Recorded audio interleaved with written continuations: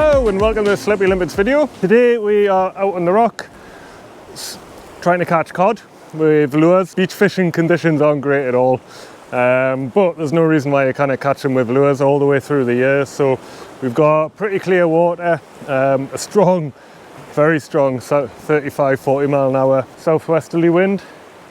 There's a big seal eating a fish. And yeah, we're using metals and soft plastics to target codlin. Oh, hey, Joanne's got her first lure caught cool fish. She's caught a hare as well. Yeah, there's lots of those as well.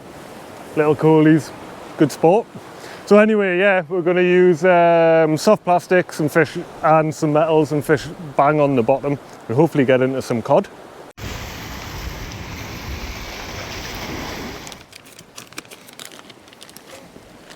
What? Fish? Hey? It's come off. What, on the bottom? Did you see it? Yeah. It wasn't very big though.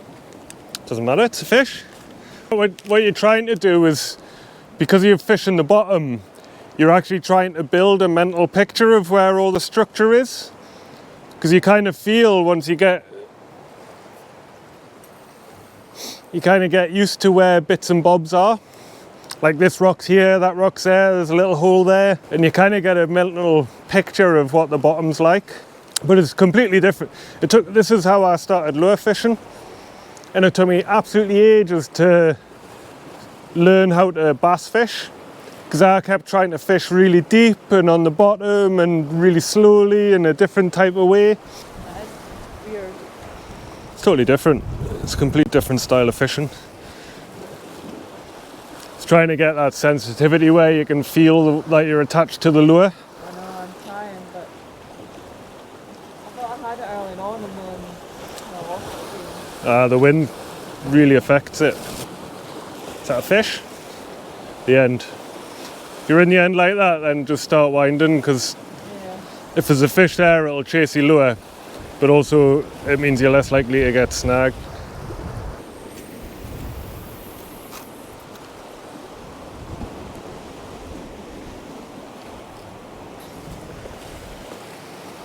That was cheeky cast across the cave.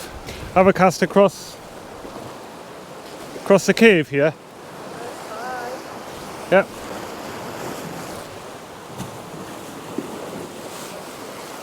That's fine. Next time, bring it just to the right a wee bit. I think there's small fish hitting my lure here.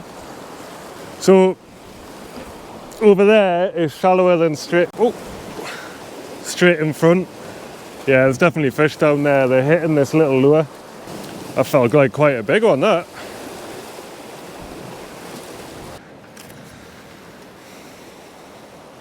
Perfect distance. Close the bail arm and just leave it. Don't do anything. Let the lure sink. What's going to happen is the lure's going to just sink down the other side, the other wall. Okay, so that means you're on the bottom. So take in some line, wind in and just leave it.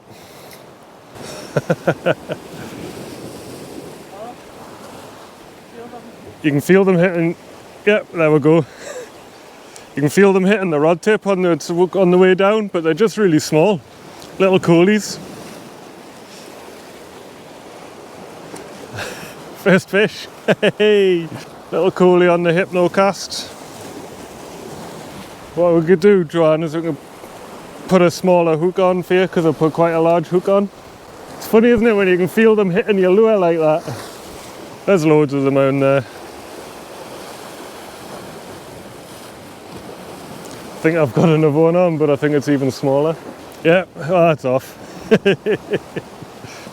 So what you can do, just to aid the sensitivity a wee bit, when you're waiting with your rod like that, kind of, rather than having it pointing towards the line, just kind of keep it at a slight angle like that.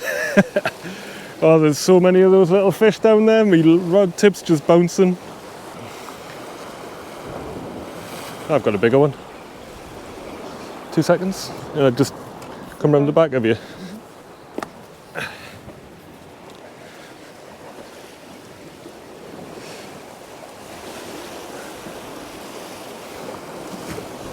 Don't know. I don't know. It's either a coaly pollock or a coalfish. It's not fighting very much, so it could just be a foul hooked. Nope. Coalfish. That's a little pollock. No, it's not.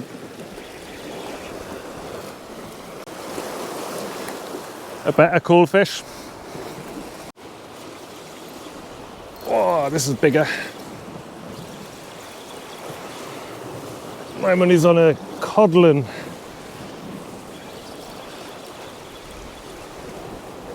Yeah, it's the first time I've used this fish hypnocast, and it's hypnotising the fish. Yeah, this is definitely a codlin. Has to be.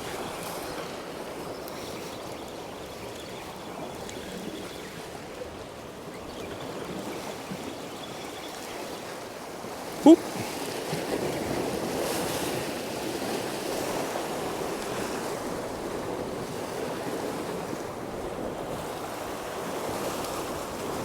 Yeah, it's pretty. Aye, okay. Joanne thinks codlin are pretty fish. So, target species. It's not a big one, but it's exactly what we're after. Oh, come here, fella. On a mackerel coloured hypnocast.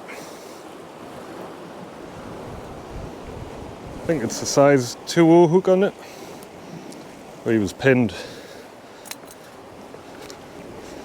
It's a lively one as well. Caught at like maximum range. Don't know why my camera's up there. Come here, little fella. There we go. Let's get him back. Right, so there's big boulders all the way around the front of this. Yeah? Here, wind mine in. I'll see what yours is like. I think mine's got a wee fish on.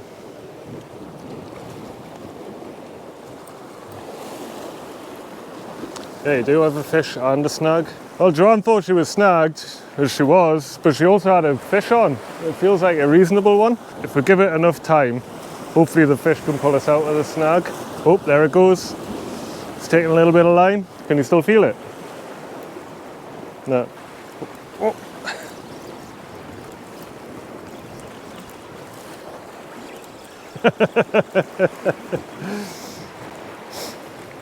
Fish all hour.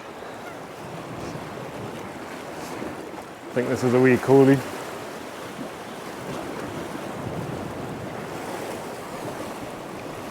Oh, it's woken up. No, mackerel, it's too late in the year. Yeah. There's a reasonable one.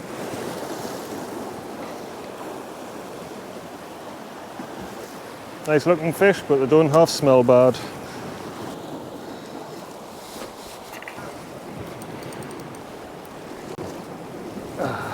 You can feel where it's been in over the edge of the rock there. Oh yeah? It's all frayed and it's kinked as well. Unfortunately, Joanne didn't get that fish. We'd given it, what, 10 minutes? And it was completely lodged in. So that was taken on a silver minnow. So we're going to tie another one back on. I'll go and get a single hook. So this is what we're using as a single. It's a Cox and Roll. I think it's a blue circle or inline replacement anyway. And what I really like about these is the straight here, whereas the mustard ones I used to use were circles, like full circles. And what that means is this has got less chance of unhooking a fish. But if it comes into some, like a piece of kelp comes through there and it rotates like that, because this is straight, it means it doesn't just keep rotating, so you've got more chance of keeping the fish on. It's also really strong. I mean, there's no bending that out. But yeah, it's a size 4.0, so obviously the fish that Joanne had on was a reasonable size. Or just a big cod, because obviously cods have got big gobs. So we're going to stick this back on the silver minnow and we're going to give it another try. It wasn't very far out. So this is a real boulder garden knob. It's just snaggy as hell, so yeah, hence why we lost it. Joanne's line was frayed, so I'm just cutting off the frayed bits. There's no point in retying onto a frayed leader.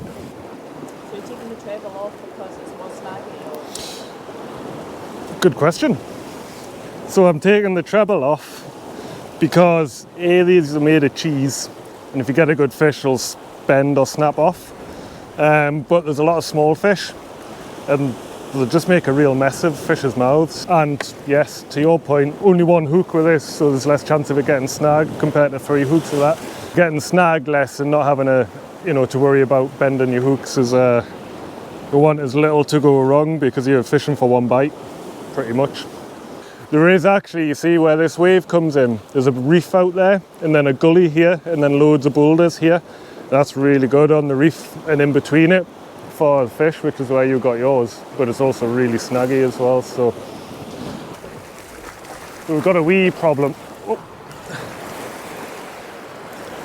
and that is these buoys, the lobster pots. We've got loads of spare rope out. It's a really small tide, so we've actually got quite a small area to fish into. We're just trying to be quite kind of selective of where we cast.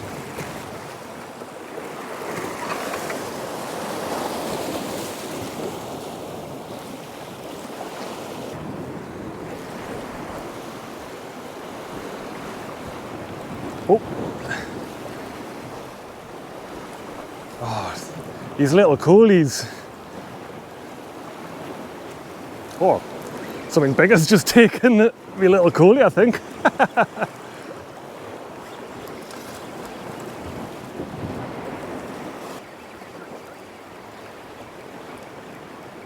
Oh. Go on.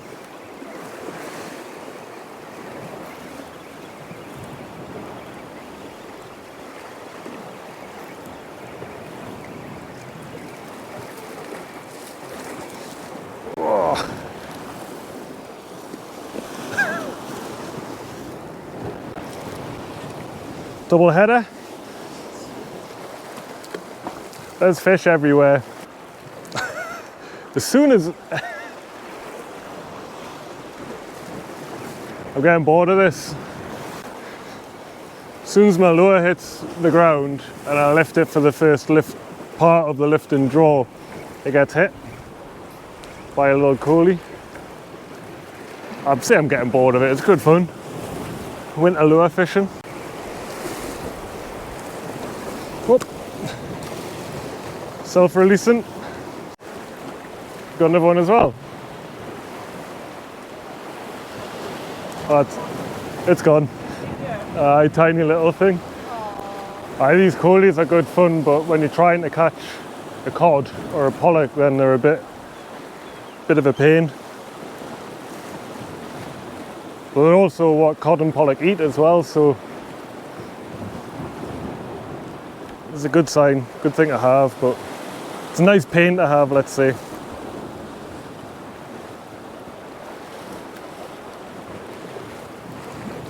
Oh, hang on a sec. I'm right in front of you, so I'll just...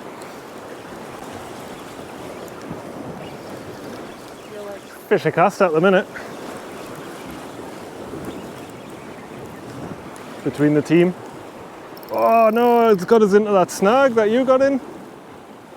No, it's such a small fish as well. It's too busy talking. Come on, oh, there we go. Right, it's unhooked itself.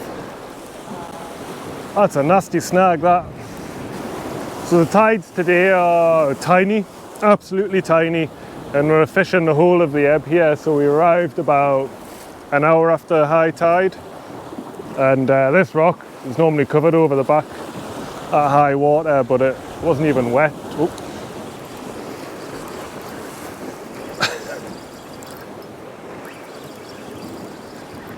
This isn't a little coolie.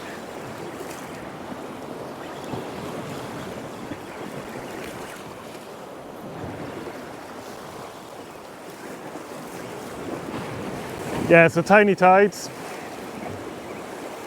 We thought, it's not going to be a great day for fishing, but plenty of fish around. And on the ebb as well.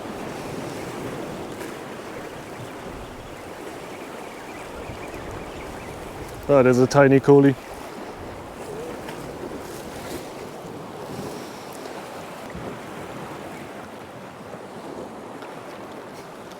I'm gonna have to put a soft plastic on.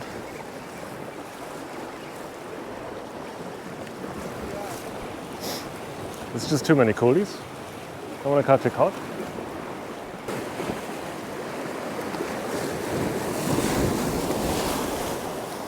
Decided I'm going to take off the fish hypno cast, which is a really unique design with the hook in the middle of the lure.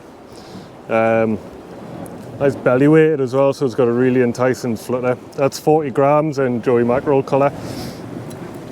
I had a wee coddling on that, but because we're after coddling, I'm going to use a craw. Now this will stop the coolies from biting because it's going to be on a 35 gram cheb and planted on the deck, and these little claws kind of wave around. And the idea is the cod are bottom feeders, so they might think this is a wee squat lobster or something small, big shrimp or something like that. And then, yeah, they'll be targeting cod specifically. Have been, but obviously the coolies have been getting in the way, so I'm going to stick this on and fish really slowly across the bottom.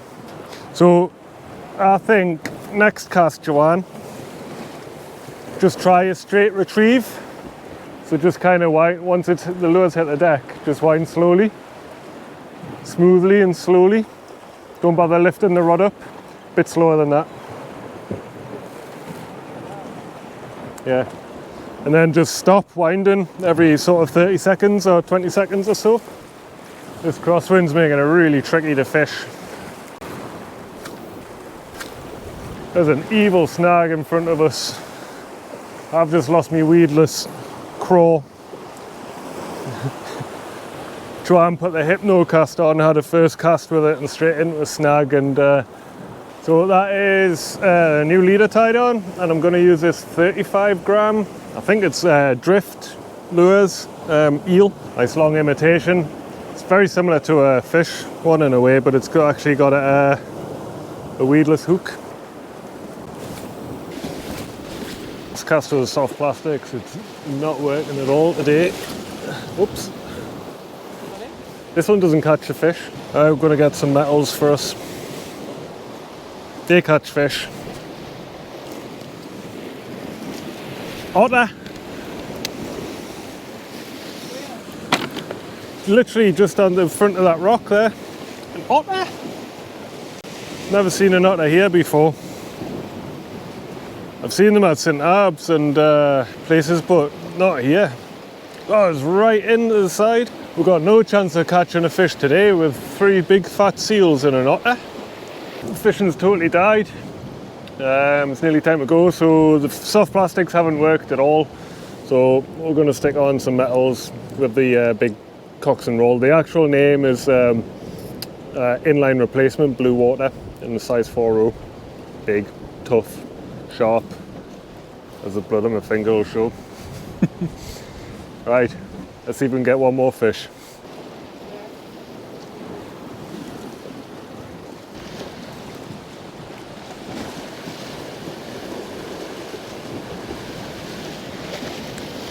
Oh, straight in there.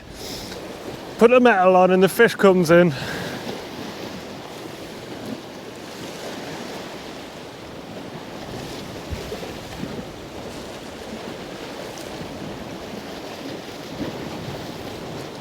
Oh, pollock, first pollock of the day.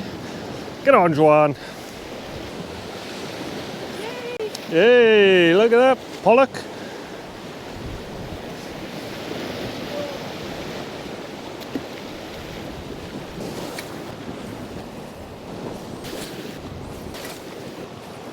Right, I think last cast.